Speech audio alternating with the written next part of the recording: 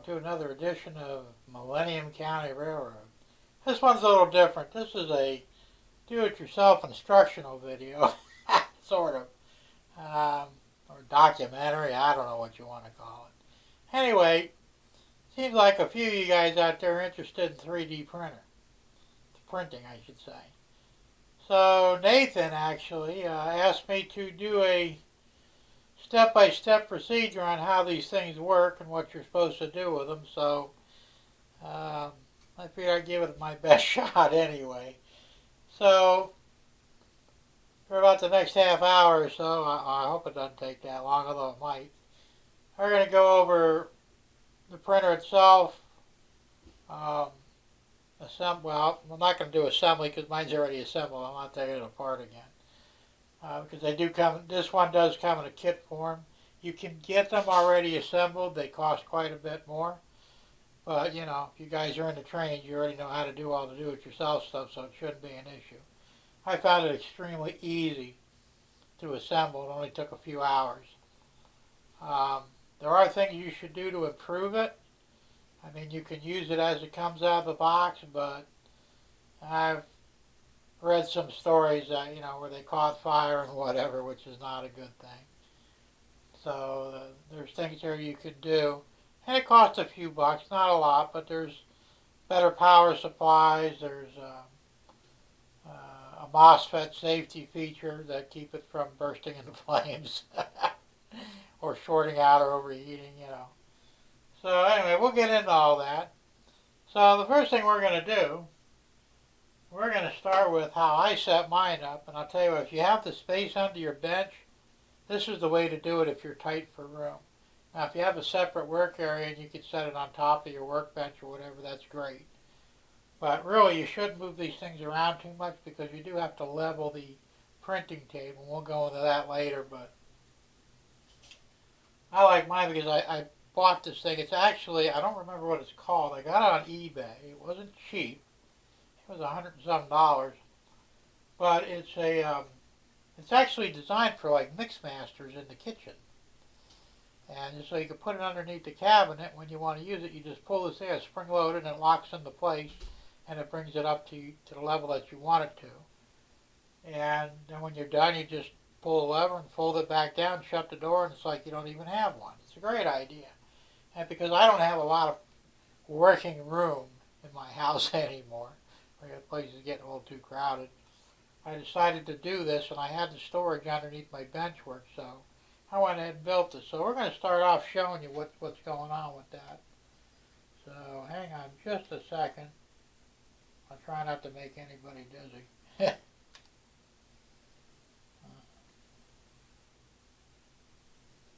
Okay. Put my glasses on here. I really can't see where it's a damn without my glasses up close. Alright, yeah, that's good. So,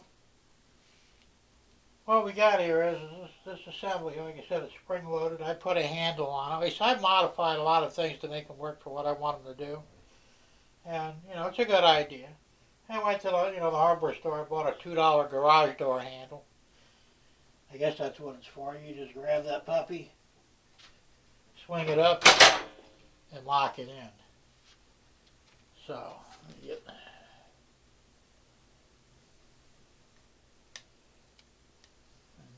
as far as I can back here. Okay, so I'll try and keep the camera as stable as possible, but there's some things I'm going to have to take the camera off the tripod and show you sort of up close. But for right now, let's see. All right, I've got the spool just sitting on the table here. This is a silver filament, and I just slide it right on here.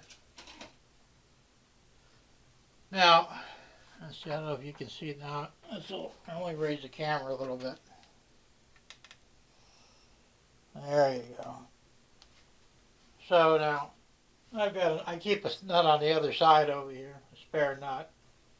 And this is, I made a lot of this stuff. This is just threaded rod you can get at any hardware store. I believe it's 3/8.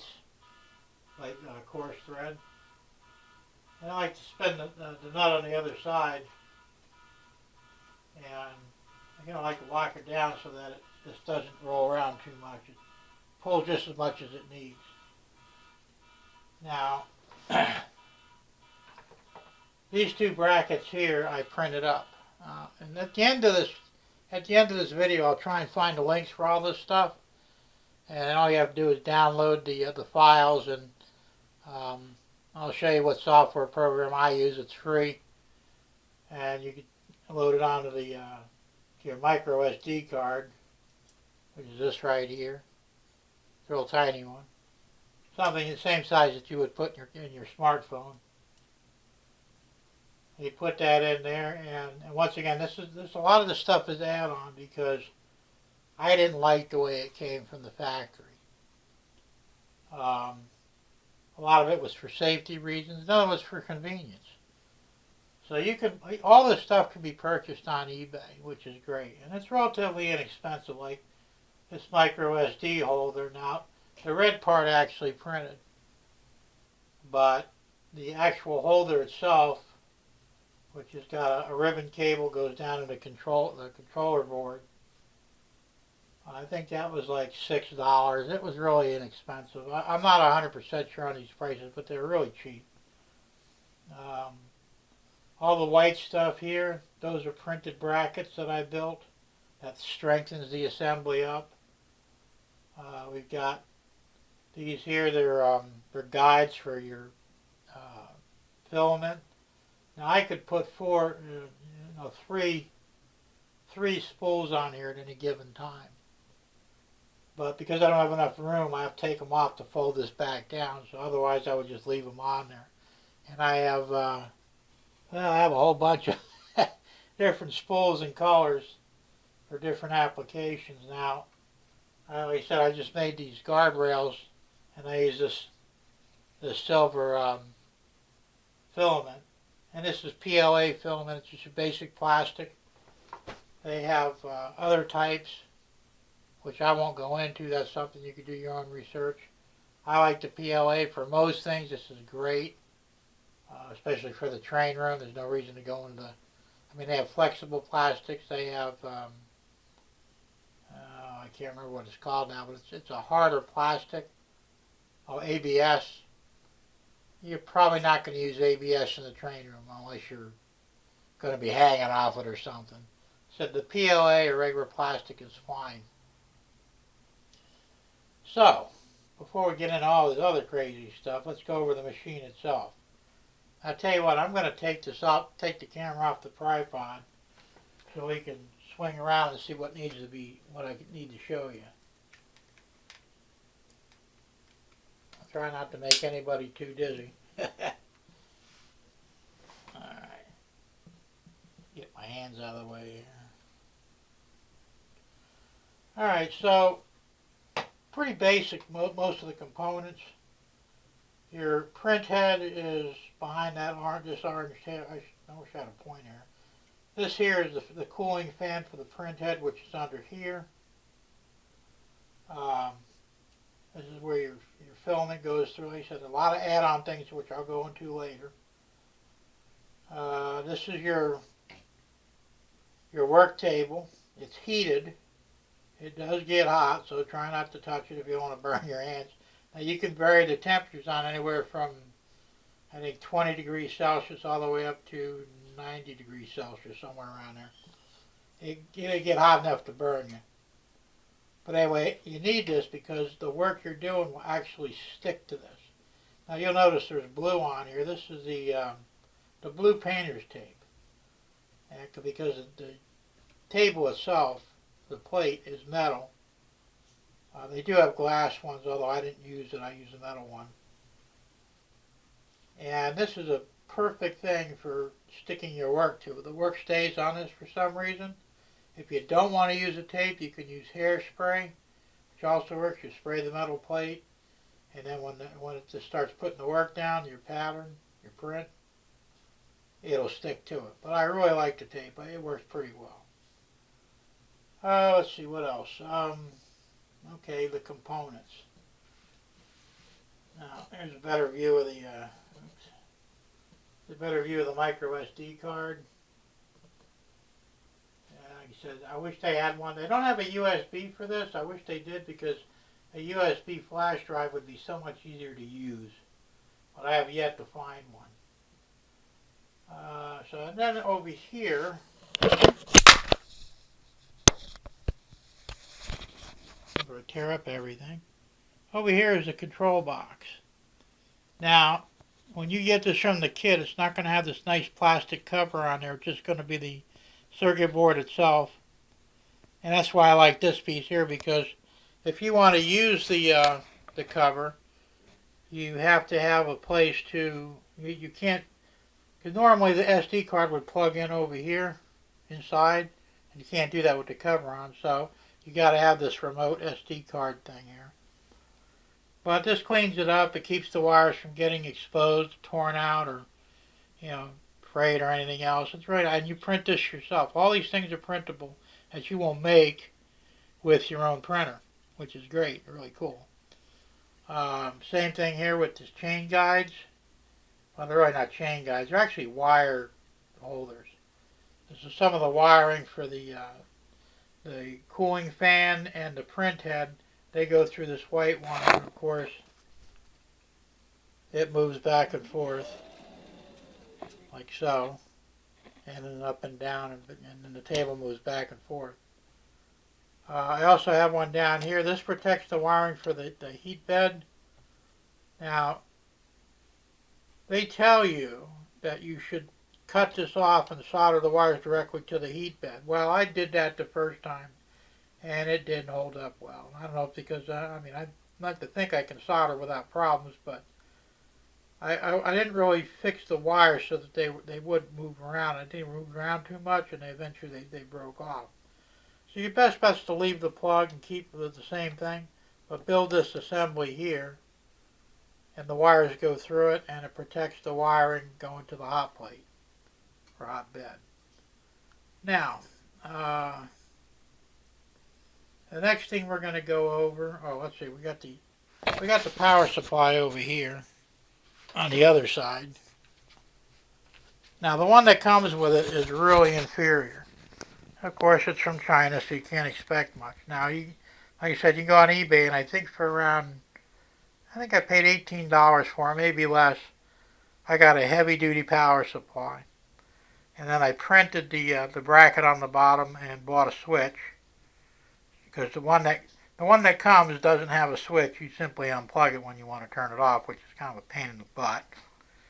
So this thing here has a switch on there. It's really nice, and it all works out really good. And like I said, there are things that I printed. Like I got this cute little holder here for the SD cards. Now you'll notice that I have a camera here. It's a Wi-Fi camera that I bought because a lot of times I just don't want to sit in the room and watch, the dough rise, so to speak. So I have this hooked up to my tablet, and I could just turn the tablet on and watch the progress from any room in the house or outside. Or actually, I don't have a smartphone, but if I did, I could watch it from anywhere, probably in the country. But anyway, so you don't need to have a camera, but that's kind of cool to have. I don't remember what I paid for it. It was relatively inexpensive. I think it was like 20, 30 bucks. And it's full color with night vision, so you can even watch at night while you're doing things if you don't have the lights on. Let's see what else. I got the control panel. Hold on just a second here. I'm going to set this down for just a minute.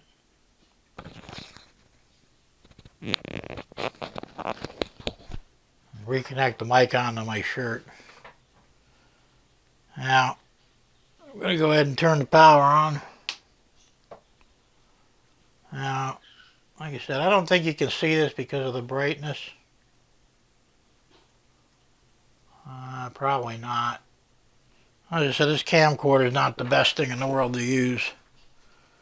I don't think I can get the right angle. No, I can't. Anyway, there's a little readout here. Basically, it will tell you on the top, it tells you the temperature of the print head and the temperature of the hotbed. And then there's some other things that'll tell you what the buffer rate is, the flow rate, and a few other things. Anyway, it'll tell you it's ready. Hey, you push the center button until it, it'll say you'll have choices like that. Quick settings, print file, position. So you would go to print file, hit the right button, and then it'll show you what files you have on your SD card. And see, I get the guardrail is what I got, so push that to start. And what happens is it takes a few minutes to fire up because it's got to heat up the hotbed or hot plate, and the print head has to come up to temperature too. Now these temperatures are settable. In most cases, because of the prints that I do, they're pretty much pre-configured. Like in this case, my hot plate is set at 55 degrees Celsius, and the print head runs at 200 degrees Celsius, which is about 200 degrees is about average for any of the PLA filaments. If you're using ABS, you want to go hotter, and they have other types of filaments that vary, and then you have to read up on that. I don't use them, so I'm not familiar with it. But anyway, once it gets up to temperatures, then it will automatically start. Now the only real pain in the butt with this is, and that's why I said it's a good idea not to move it around too much, which is why I've got it mounted on this little foldable table. The hotbed or plate needs to be leveled, and you level that actually with a piece of standard 8 by 8, 11.5 inch like typewriter paper or copy paper. And I'll do that in a bit. But first we're gonna go ahead and start printing a thing here. And I'm not gonna bore you with the whole print, just showing you how this thing starts up and does it on its own. Now we're at 55 degrees Celsius on the plate, so it's ready. So now it's heating up the printer head, which is still got a little ways to go yet. It's at 50 degrees Celsius, and it'll come as soon as it gets to 200, everything will start working. So we'll just keep this trained on the plate here, and we'll see what happens, right?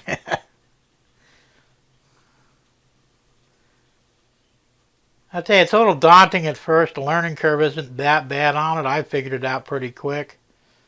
Like I said, the first things I started making were the actual components, like everything that's in white and orange I made, and some of the red stuff, the spool holder, and there's all kinds of different styles and things you can do. Now it comes with a spool holder that sits down on the table itself. I like to have it above, but that's a matter of personal preference.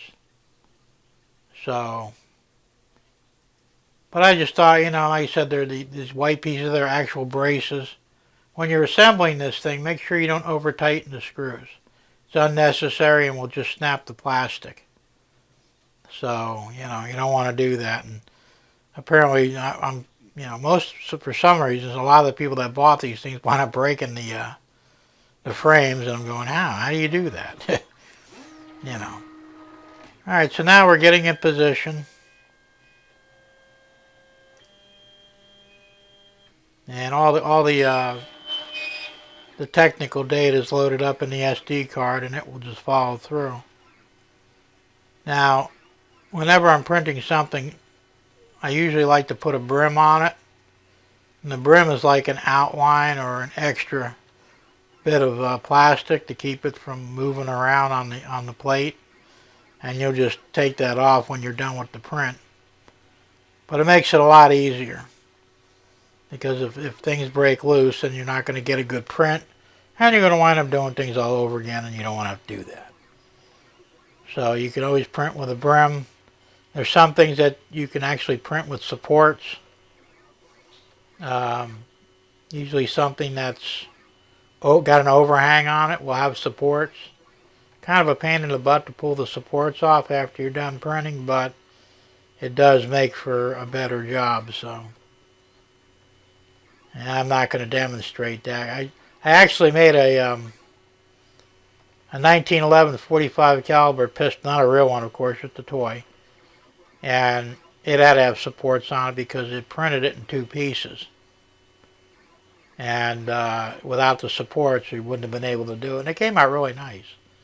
Of course, I printed it in purple, so, you know. I think I gave it to one of my grandkids. I don't remember, but they don't have it anymore. But, so anyway, like I said, I'm not going to bore you with this, but I'm just going to shut it down. But anyway, it started to do the brim, and that's this outline here. And then once it does widen the brim, then it'll start actually doing the actual print. So, you're better off always using the brim. You don't have to, but I would recommend it. Now, if you're using the hairspray on the bare plate, maybe you don't need a brim. I don't know. I've never done it. I understand it can be done that way, but I said I like the painter's tape, and if you mess it up or whatever, you just peel it off and put down new stuff, and you're good to go. As a matter of fact, when you buy this, it doesn't have the blue painter's tape, but it has like a masking tape already on it, so you don't have to fool with it the first time. But I would recommend buying a roll of the 2-inch wide painter's tape, so that you can always do this because, you know, it's just easier that way. So let me take a brief break here. I'm going to go get a sheet of paper and I'm going to show you how to level this thing. Be right back. Okay, I'm back. Now, ordinary sheet of paper. You set it on top of the plate. And you can do this with the machine on or off. I prefer to do it with it off. But, no, that's right. I don't do it with it off. I do it with it on. And the reason being is because you got to set this thing so that, again, you're going to go to quick settings. Yeah, quick settings, and then down to home all, and it will find its own place.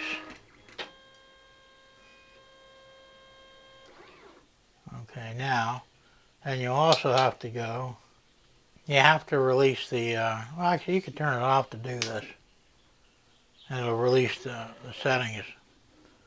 So what you're going to do is, you're going to move the table back to the farthest back point, and the idea is you want to have just a little bit of clearance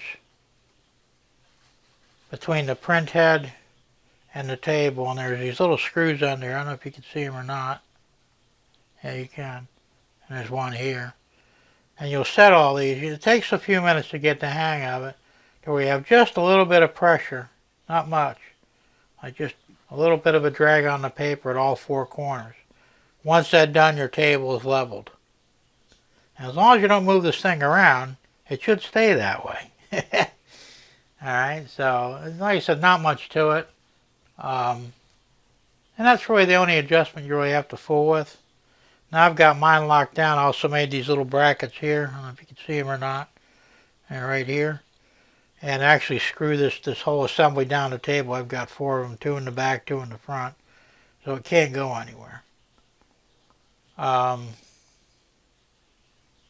Yeah, that's about it, really. Now, I would suggest having extra parts around, because you never know. Now, I had to replace, like I said, I had to buy another hot plate because the other one got ruined, which is no big deal. It was relatively cheap. It was like $13.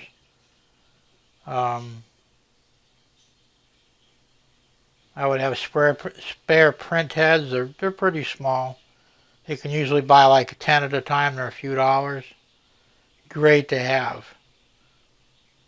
Now, I went ahead and I put a better feeding system on. And the one that comes with is fine. There's nothing wrong with it. But I like this one a little better. And that was kind of, I think it was around $15, $18. And it's the thing, I made this as well. This is to release the filament. And feeding the filament, same thing. You just run it through there until it stops and you're good to go. Let's see what else. That's about it, really. Like I said, I've got reinforcement brackets down here that everything I needed I printed. The only thing I had to buy was the actual on-off switch. So nothing else really needed to be changed, and of course the power supply. And those are the only two things I really had to buy. So it's pretty cool. And like I said, the next step will be going to the computer, and I'll give you a quick rundown on at least on how I do it. I have not built things. There's software out there that's free where you can actually design your own stuff and then print it out. I haven't really gotten that far yet. I find things that I go, okay, I can use that if I change this, and I can change things around on it easily. The size, the scale, the length, the height, width, whatever. And everything I've printed so far, that's what I've done. So I've not actually designed anything myself. But there was really no need to. I mean, I'm sure that, there's some things you may want. But, there's a lot of stuff. There's a software or a program, a website. I'll get it right. Yeah, a website on a computer called Thingiverse. Yeah, I know, it sounds weird. Thingiverse.com. And then there's Shapeways.com. There's quite a few of these places, and you can download the files in most cases for free and load them up in your... I use a program called Cura, C-U-R-A. You can load them in Cura, and then you can manipulate them a little bit and utilize them as you need. Or there's, like I said, there's actually an online software program. I don't remember the name of it, but you can actually design stuff on there and then save your design to a file and then, put it on your SD card and print it out later. And it's free too. I'll have to look up a lot of the stuff I don't remember, but I'm members of most of it. Now, like I said, I think I paid $120 or $140. I don't remember. It was quite a few years ago. Now, they're still pretty reasonably priced, under $200. I like the Anet. This is the Anet A8. It's one of the most popular ones because it's inexpensive. I mean, there are others. Creality makes one. They're in the $200, $300, $500 range. Prusa, they make them. And this is based on a Prusa i3, which is like the most popular 3D printer ever made. So, real easy to use, I think. So, let's see. Oh, here's something you can look at. There's some of my spools.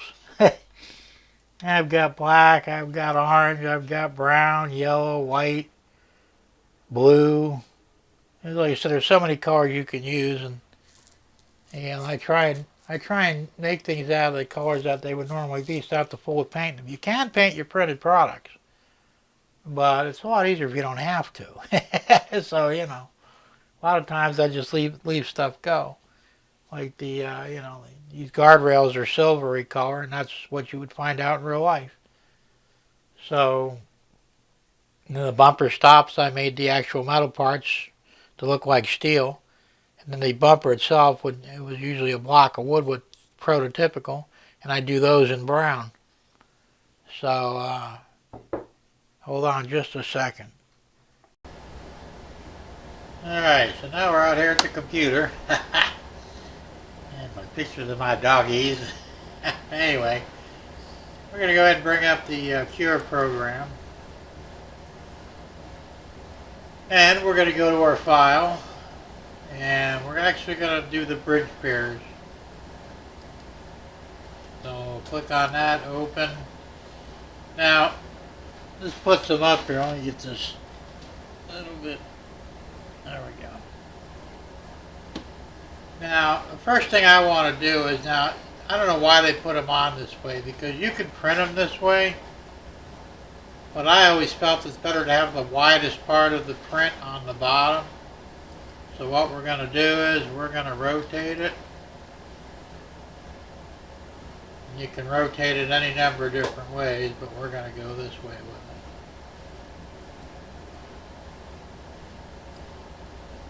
And then we're going to lay it flat. And we're going to rotate it back around again. So we can see what we got. No, that's not the one I want either. This one here. There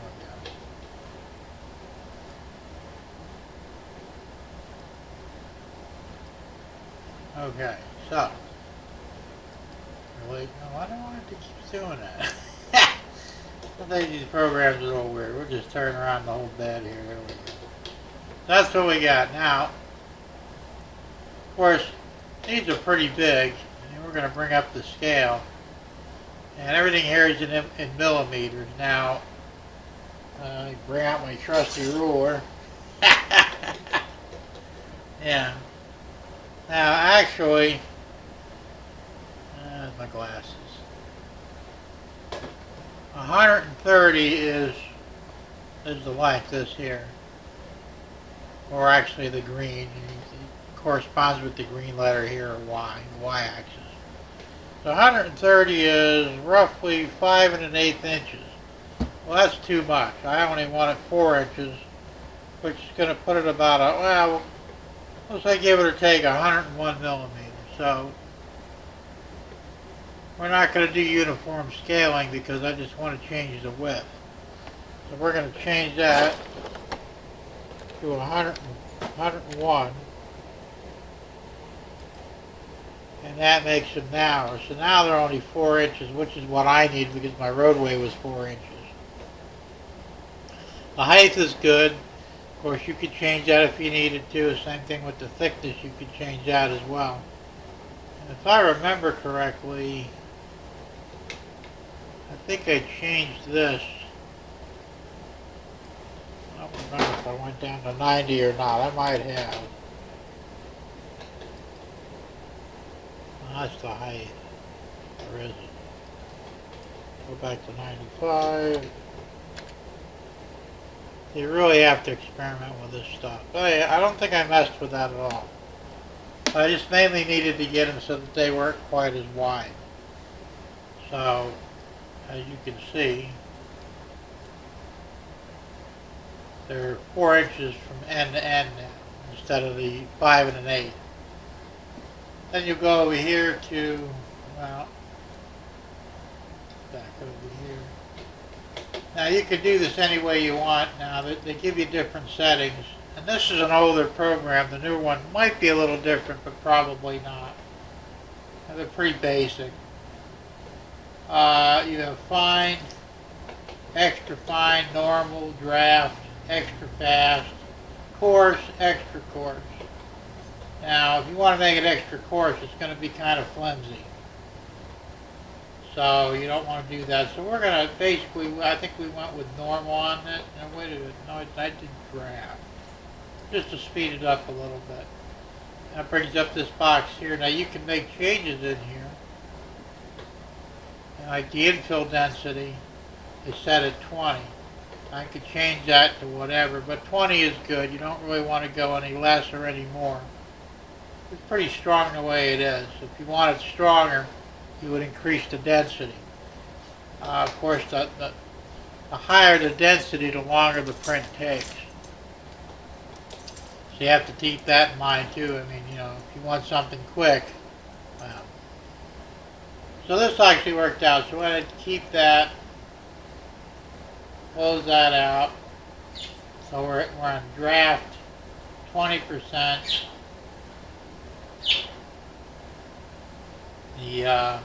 There is a brim on there. That's what this is for. Then we go down here to slice. And it'll calculate. Alright, so we're talking 9 hours, 45 minutes. Which is only a guideline because depending upon your particular printer, it may be a little faster, maybe a little slower. For me, I know it took almost 11 hours.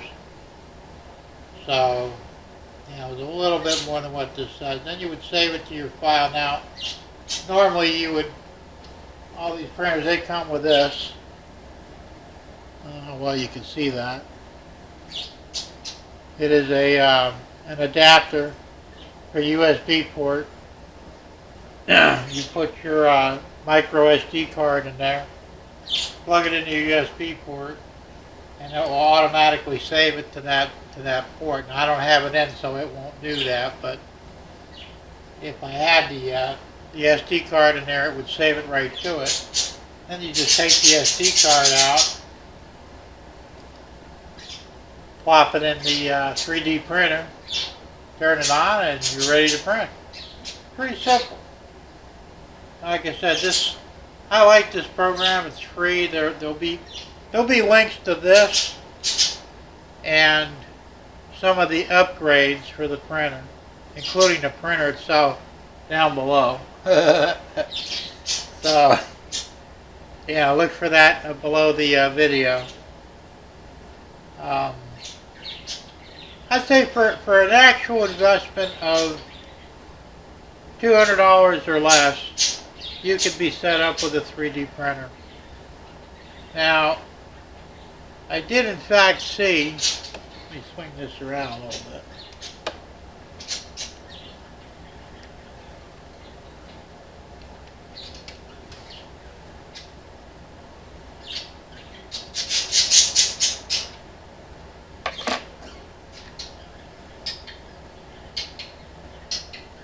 I did in fact see a printer on eBay, an A8Net, and they wanted $121 for it. It was a good deal. You'd have to look on eBay and just type in on your search a net 3D printers, and it'll bring up a whole bunch of them. I saw that it was a special sale. I don't know how long the sale lasts. I think it was only for like a week or so. So if you're serious about buying one of these, now's the time to do it if you want to save some money. And that combined with your upgrades, you're looking at maybe $150, $160 altogether, if even. You can't go wrong with that. And like I said, there's a lot of stuff out there that you can print for free, as far as getting the print files. And it's a lot of fun, sort of. I mean, it's time consuming. Like I said, watching a print is like watching dough rise.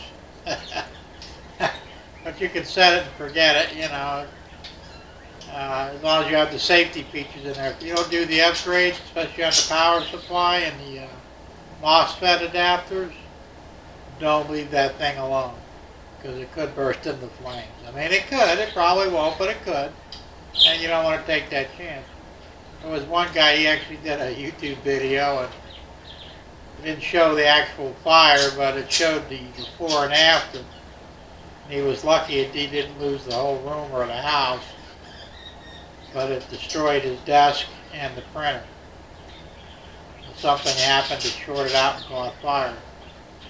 So, I don't mean to scare anybody, because these things are relatively safe, but that's why I said you want to put the upgrades in there. There's a MOSFET, and you'll see it, it's in the link, that you wire into it for the hot plate and the print head, or they call it a hot head, or I think they call it a hot something, hot end. I have to think about these things. Getting old, you know. And they do get pretty hot. Enough, like I said, to seriously burn you or start a fire. So the MOSFET actually controls it and keeps it from overheating or shorting. So if something goes wrong, it will automatically shut it down, which is what you want. I don't know why they don't build these things into the printers to begin with. To my knowledge, very few of them have it, if any. I mean, if you want to spend a few $1,000s, that may have that in there, but who wants to spend that kind of money on something that you're not going to be making a living on? So, you know, but it's a good add-on. I think it's $11.99 for a pair of them on Amazon.com. Like I said, there will be a link for it. And they're easy enough to wire in. It comes with instructions. And you're good to go. So, but that's the two most important things, is the new power supply and the MOSFET adapters. Make sure you get those if you buy one of these printers. Um, most of the other stuff you can make. Like I said, the switch assembly, the on-off switch, is a great addition. It makes it easier to use it rather than having to unplug and plug it in all the time. The switch itself you have to buy. I don't remember the price. It was $8.99, I think. And you actually print the housing for it. And like I said, everything else you're going to print right off your printer, which is great. And you can do this right off the bat. And as I said earlier, you can get the filament from eBay. Matter of fact, let me bring that up here and I'll show it to you real quick. Get on eBay here. Because I actually keep this stuff in my watch list in case I need to buy some. And there's a lot of different ones in here, so you have to kind of search for it. I don't know what happened to it, but it went away. So what I'm going to do is I'm going to do a quick search.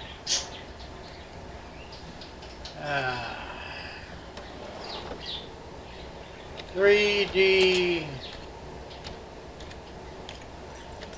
printer filament.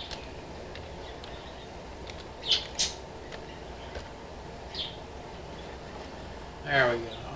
Let me swing this back around.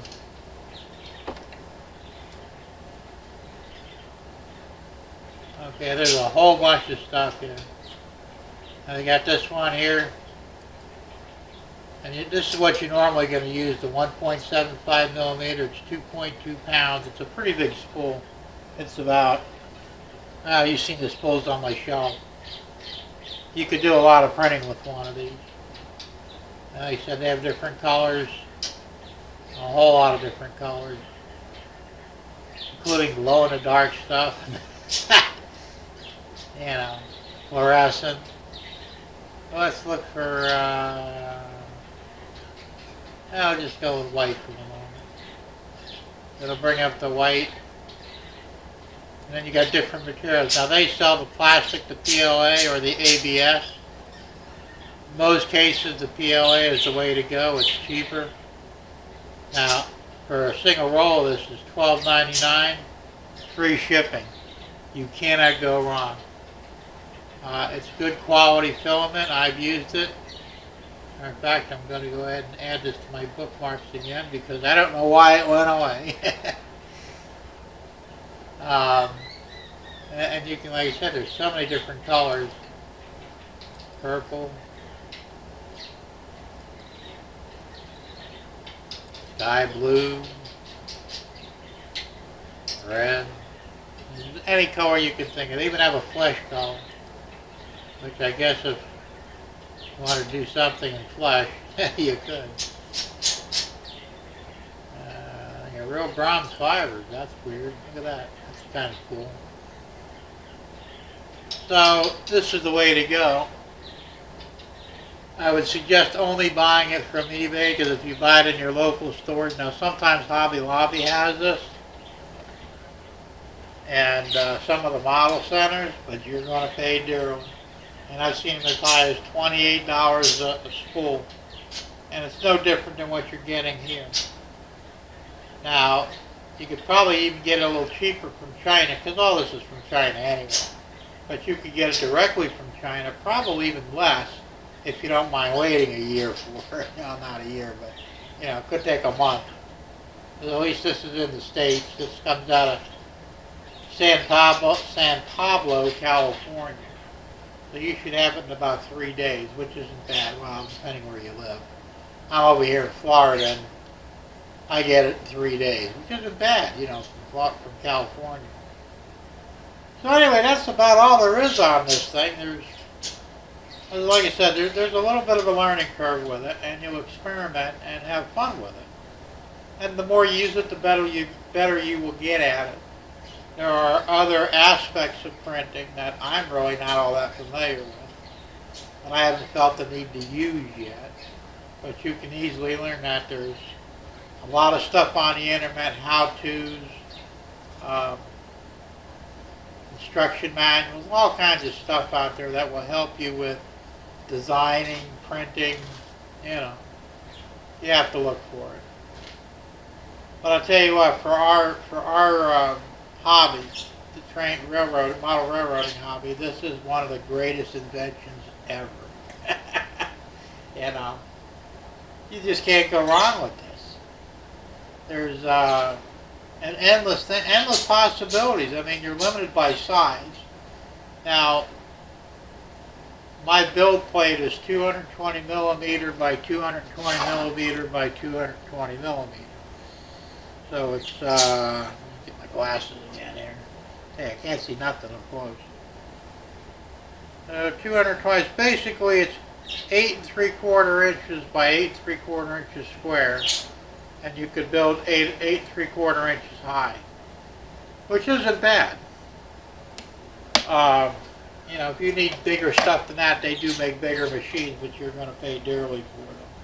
Like I said, for what we do, if you're an HO scale or N scale, you're not going to have any problems with the building plate size. N scale especially, most of the stuff's relatively small. Never have an issue with that. And I've built stuff for HO, and it seems to be working just fine.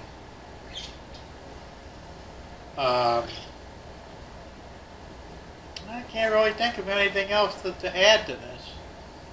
If you have any questions, feel free to email me. My email is, well, you know, you can do the comments, and you can send a comment. I can shoot you or I'll put my email on the link below too. So if you want to talk to me directly on the email, you can do that. I don't know that I can answer all your questions, but I'll certainly try. If you know anything 3D related. That's about it. So anyway, I hope this has been helpful to you. This is my first real instructional video. Right? A teacher I'm not. Never have been, but, you know, best I can do. So anyway, I hope this helps you. And I hope it also helps you design. I can't even talk today. I hope this helps you on the decision to buy a 3D printer. And remember, I'm not getting paid for any of this, so I'm not sponsoring anybody or, you know, anything like that.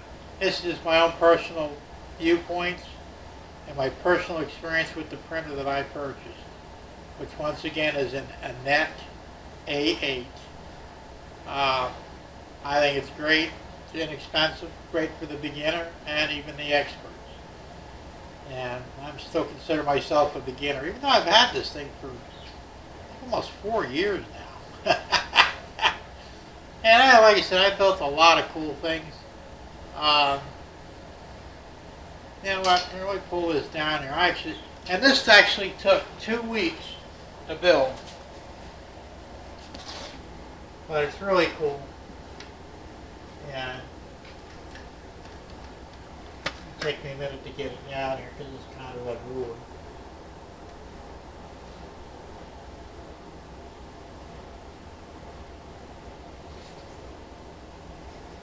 And heavy. I think the thing weighs about 10 pounds. It's also a little dusty.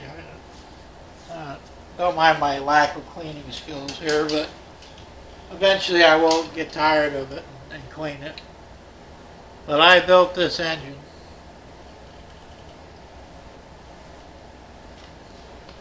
And it's a 4-cylinder Toyota motor. It has a lot of moving parts in it. And actually, it's got pistons, a camshaft, working rocker arms.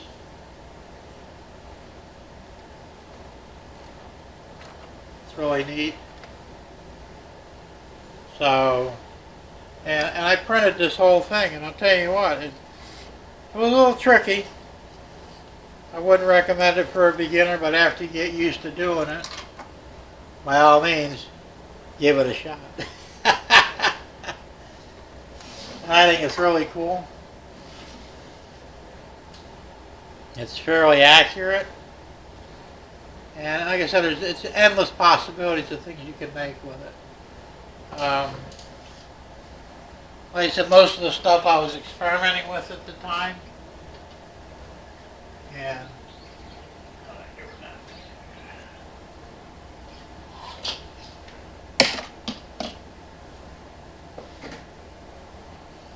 put this back up here.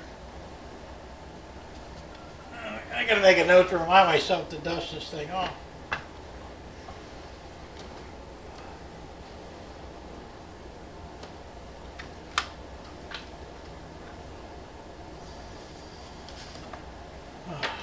Alright. Now, I don't know if you guys ever watched Battlestar Galactica. That was a movie back, I think, in the late 70s, early 80s. But I printed an Imperial Viper. That's kind of cool. I mean, there's like no limit to the things you can actually print. So anyway, that's I'm going to wrap this up for this little do-it-yourself here. Yeah. Stay tuned for part 2 of my highway overpass. It should be coming out in about a week. And as soon as I get some more stuff in that I ordered the highway lines. So as soon as they come in, I'll get that in and we'll start videoing again. And it should come out really nice, I hope. So anyway, I hope this helped you out. And as always, keep it on the rails. And we'll see you next time. Bye.